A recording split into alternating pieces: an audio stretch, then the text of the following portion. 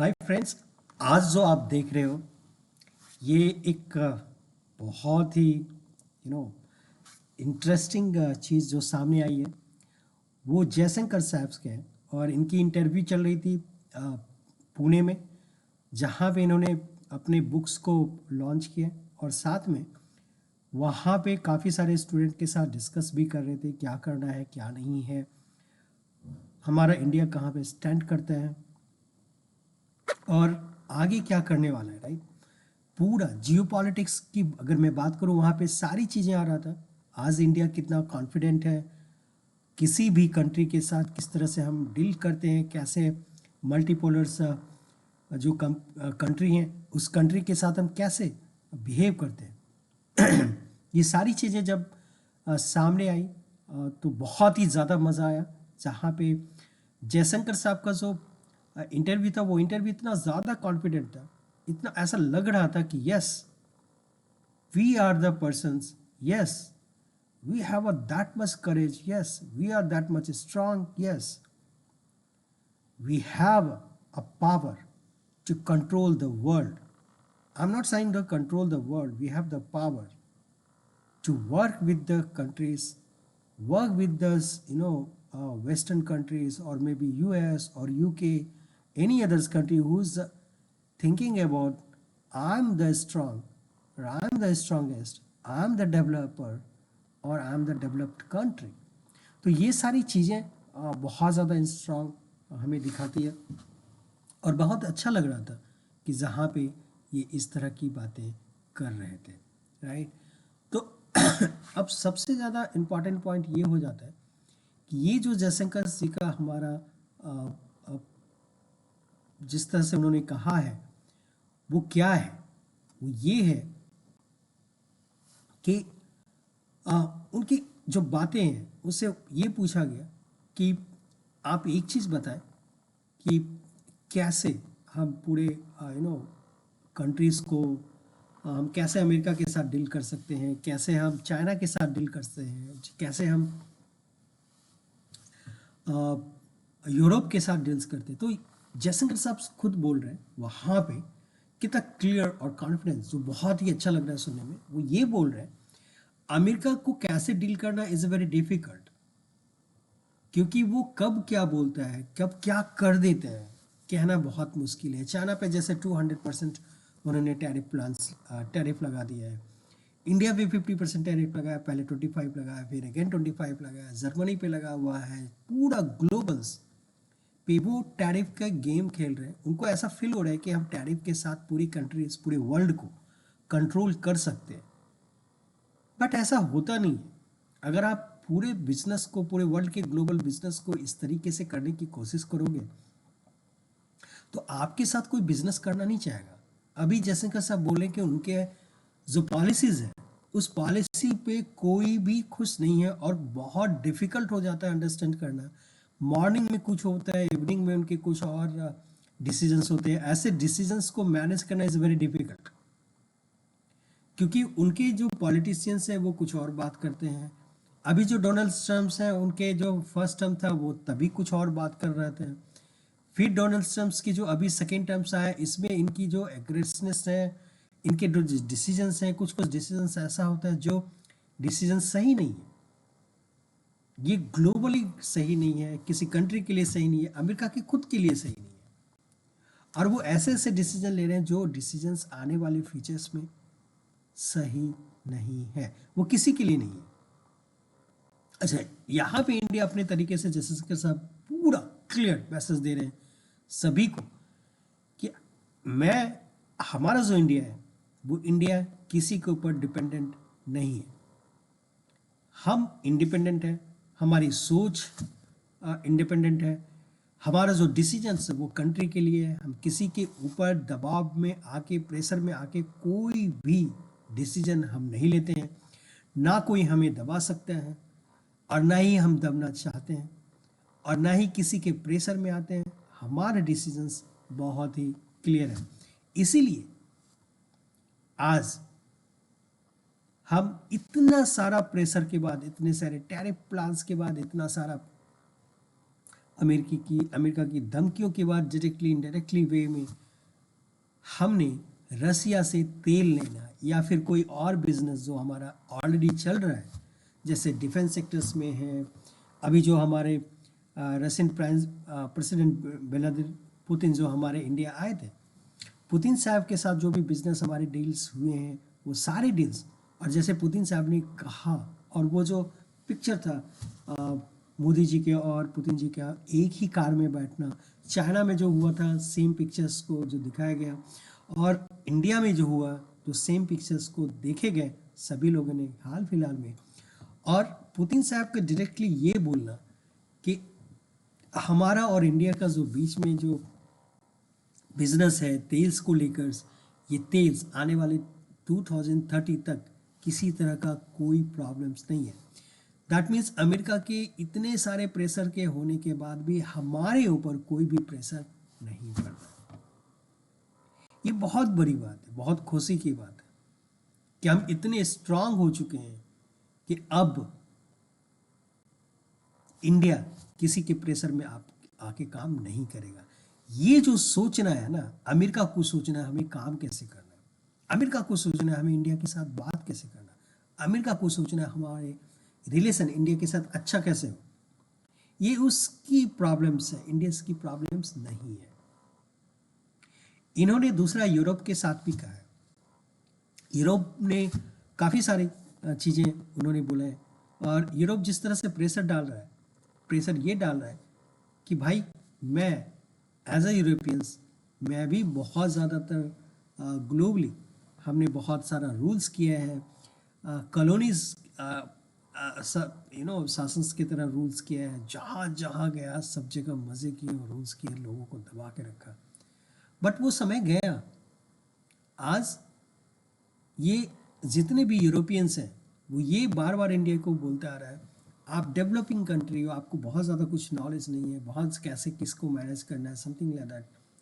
But Indians ने सबके सामने ऑन मंच पे ये डायरेक्टली मैसेज दिया है हर किसी को, चाहे यूरोपियंस हो, अमेरिकन्स हो, इंग्लैंड्स के हो या फिर चाइना के हो या किसी भी तरीके को, उन्होंने सीधा सीधा बोला है कि आप हमारे बिजनेस में हमें ना सिखाएं, हमारा बिजनेस हमारी तरीके से है, मुझे कैसे करना है ये हम डिसाइड करेंगे, ये चीज़ें कोई डिसाइड नहीं कर सकता है। It's a very simple. और ये चीज़ें बहुत ज़्यादा इम्पॉर्टेंट हो जाता है। अब यूरोपियंस के कुछ भी समझ में नहीं आ रहा हमें क्या करना है। अच्छा, जितने भी आप यूरोपियंस को देखोगे या फिर इंग्लैंड के लोगों को देखोगे या फिर आप यूएस के में देखोगे, वो बार बार यही कहेगा, अगर उनको कोई प्रॉब्लम होगा बात ये कहेगा कि मुझे हेल्प करो, मुझे हेल्प करो, मेरे तरीके से सोचो, मेरे तरीके से सोचो। बस ऑस्ट्रेलिया में क्या हुआ, टेररिस्ट ने अटैक किया। यही चीज़ें इंडियंस हमारे लास्ट 17 ईयर से हम बार बार बोलते आ रहे हैं, ये टेररिस्ट किसी के नहीं है। और ये लोग बार बार एक डिफिनेशन देता रहता था, good terrorist and bad terrorist.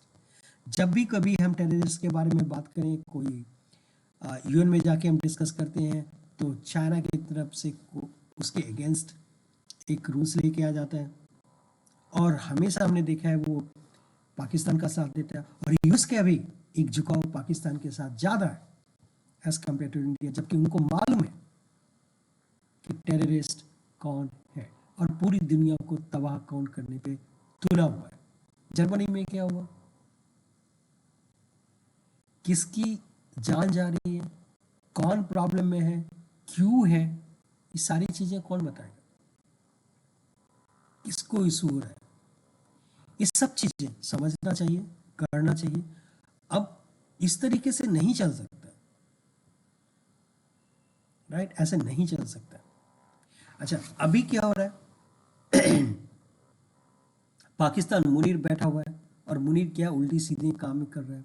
उसके घर में बैठे हुए जो जैश मोहम्मद है, और भी काफ़ी सारे उसके जो टेररिस्ट ग्रुप्स हैं, टीटीपी है, बहुत सारे ग्रुप्स हैं, ये सारे क्या कर रहे हैं, इन सभी को डायरेक्टली इनडायरेक्टली ये पालन पोषण कर रहा है और एक अलग तरीके से इम्पैक्ट करा रहा है जो ग्लोबली, जैसे टेररिस्ट किस तरह से अटैक कर सकते हैं इंडिया पे करें, किस तरह से इंडिया को परेशान करें। अभी बांग्लादेश की क्या हालत है देख रहे हो, एक हिंदू को मार दिया और हैंग करके, उसके बाद भी मार रहे, मरने के बाद भी।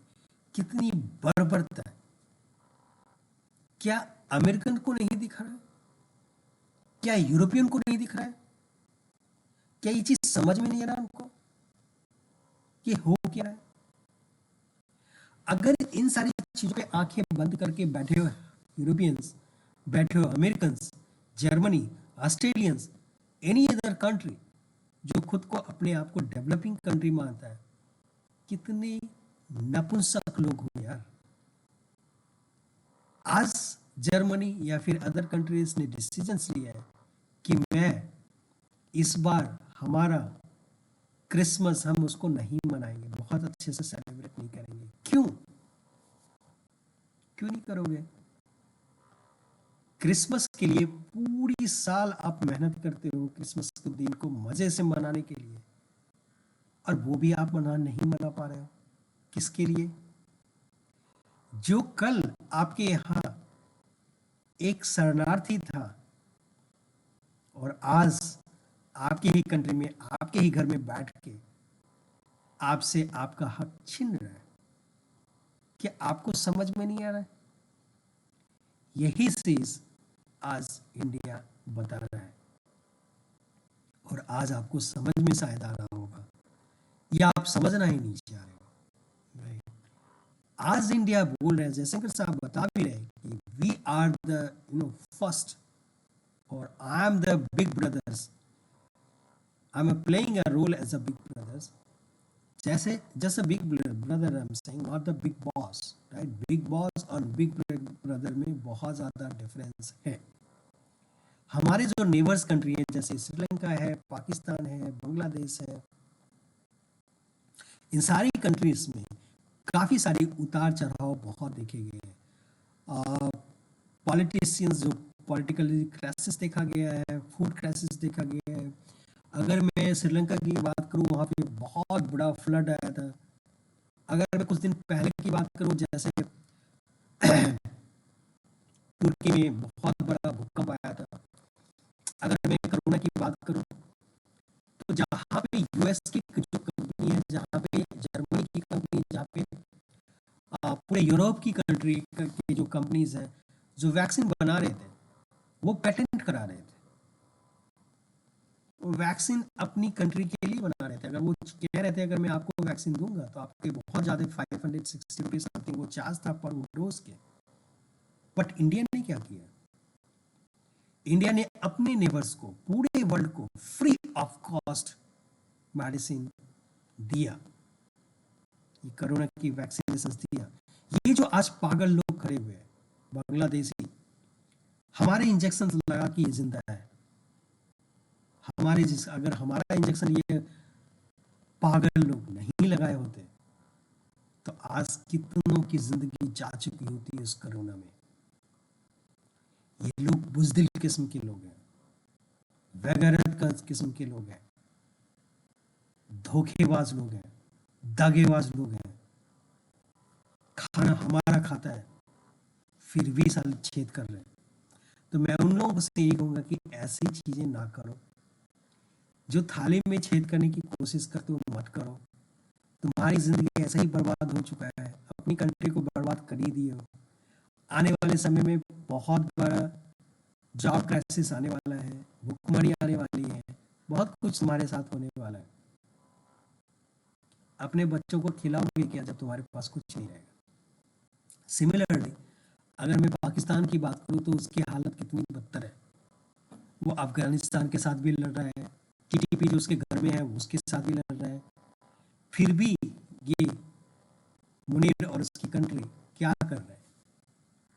आज भी वही टेररिस्ट की बात कर रहे हैं। तुमने सोचा है कभी?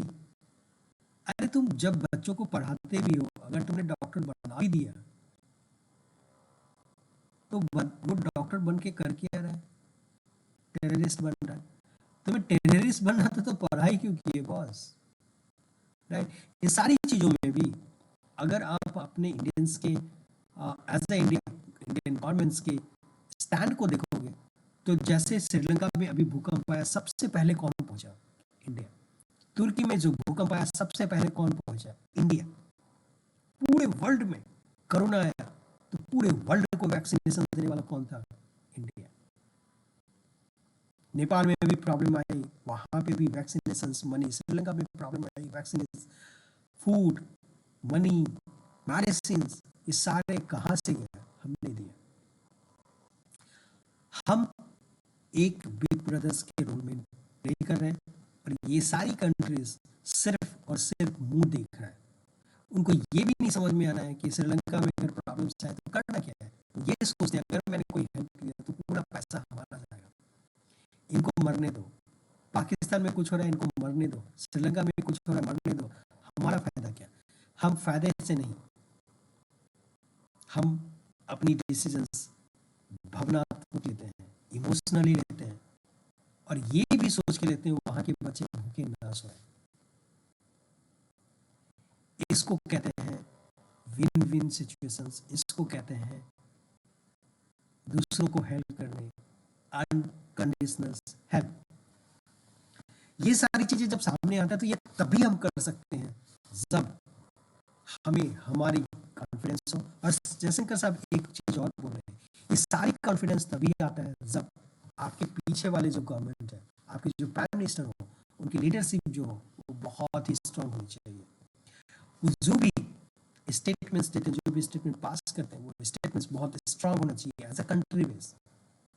तभी आप स्ट्रांग हो सकते हो, तभी आप एक बहुत ज्यादा बड़ा डिसीजन ले सकते हो। और ये सारी चीजें तभी आप कर सकते हो जब आपके अंदर कॉन्फिडेंस बना रहता है। दूसरा चीज, आप बहुत ज्यादा जैसे कि साहब ने जो डिस्कस किया, उन्होंने बताया इनके 2 बुक्स इन्होंने वो किए। जब ये बता भी रहे हैं कि जब मैं ट्रैवल कर रहा था और ट्रैवल के समय में मैंने देखा, जब मुझे मिडिल ईस्ट ट्रैवल करा तो वहाँ पे देख रहा जो पायलट है वो पायलट इंडियंस है। आप यूएस में जाओ, जितने भी बड़े बड़े कंपनी के सीईओ है सब इंडियंस हैं। आप दुबई जाओ, वहाँ पे इंडियंस बड़े बड़े बिजनेसमैन भरे हुए हैं। यूके, यूएस, जहाँ भी जाओगे डॉक्टर्स, इंजीनियर्स हमारे बड़े बड़े। दैट मीन्स हम पूरे वर्ल्ड को, आप जितने भी अगर बाहर जा रहे हो, यस आप जाओ, अगर यूएस जा रहे हो जाओ, वहां पे इतने बड़ा बिजनेस कंट्रोल, यूएस जाओ कंट्रोल करो, जर्मनी जाओ कंट्रोल करो, यूरोप जाओ कंट्रोल करो। ये दिखाओ, ये इंडियंस पावर को दिखाओ कि हम क्या है, हम तरीके से कंट्रोल कर रहे हैं। ये नहीं कि हम उसके किसी चीजों को वो कर रहे हैं बाय बिजनेस, बिजनेस से, जॉब से, स्किल से।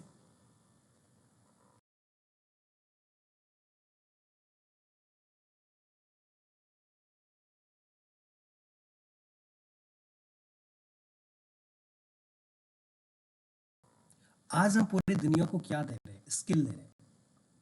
सारी दुनिया आज हमारे ऊपर डिपेंडेंट है। अगर मैं बात करूं जॉब में, डिपेंडेंसी में, सब चीज में हम इतने ज्यादा अच्छे हैं, तभी हमें पूरा वर्ल्ड आपकी तरफ देख रहा है और ये सोच रहा है कि आप आओ हमारे कंट्री को सुधारो, हमारे कंट्री को बड़ा करो।